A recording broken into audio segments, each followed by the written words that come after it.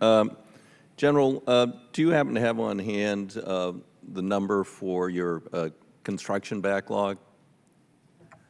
I do, sir, and I'm glad to be here today.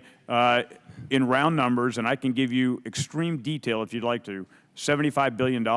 I'll break that into three sub-numbers. If you were to say what that would be in pre-2014, it'd be around $34 billion. If you look at numbers that could be included in the WRDA 2014, that's probably about another $15.4 billion, and then in WRDA 16, about another $10.8. And again, we can break those numbers down through business lines or different functions if you'd like to, but we're more than interested. We want to make sure that you understand that backlog so we can try to work together to work that down.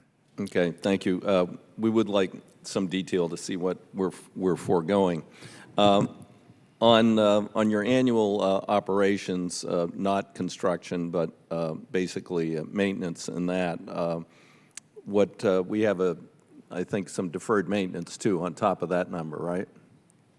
Yes, sir. And that would be about, no? We'll have to probably give you the details on it, sir. All right, yeah, I was given a number of, I think, 30 to 35 billion, but I would like confirmation on that. So I guess my question would be, if we had full use of the Harbor Maintenance Trust Fund, both on an annual basis, the income, and the theoretical balance in the Treasury of $9 billion,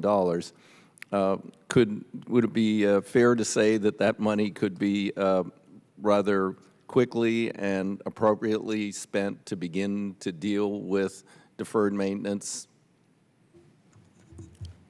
Ranking Member DeFazio, as far as the Harbor Maintenance Trust Fund, the FY18 budget was $5.002 billion, and 3.1 billion of that was devoted to operations and maintenance.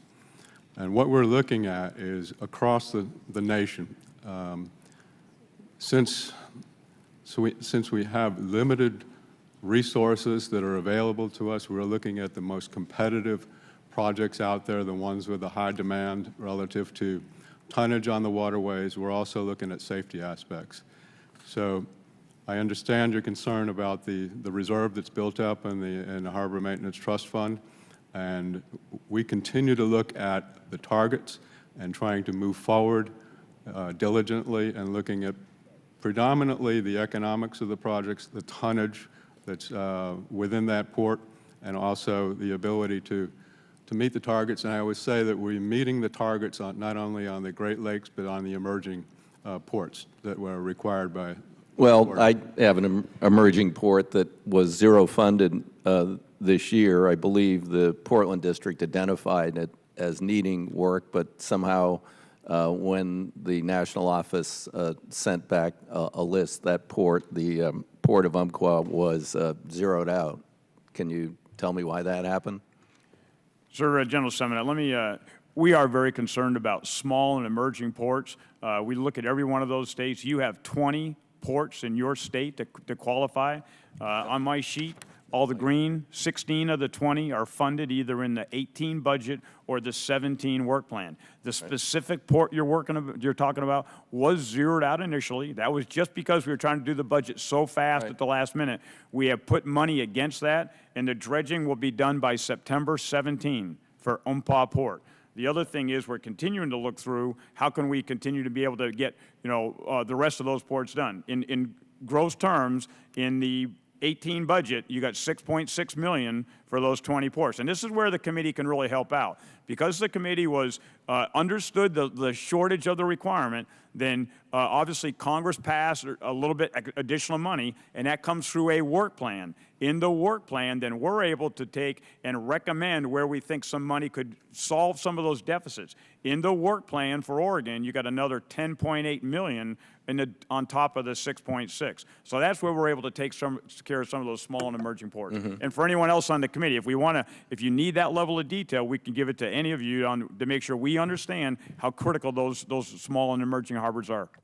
I appreciate that, General. I appreciate what you're doing. I know you're trying to stretch the dollars as far as you can. And I just, on this side, and I've worked with the chairman on this, I really want to see that the taxes which are collected from the American consumer on the value, small tax on the value of imported goods is spent on the intended purpose, and that we free up the annual income for the Harbor Maintenance Trust Fund, and we begin to prudently spend down the balance to deal with some of these problems, so that the Corps is not stretched so thin that they have to choose, one place or another, both which need dredging, but say, sorry, we just can't get there. So hopefully we can do that in the next Word bill, Mr. Chairman.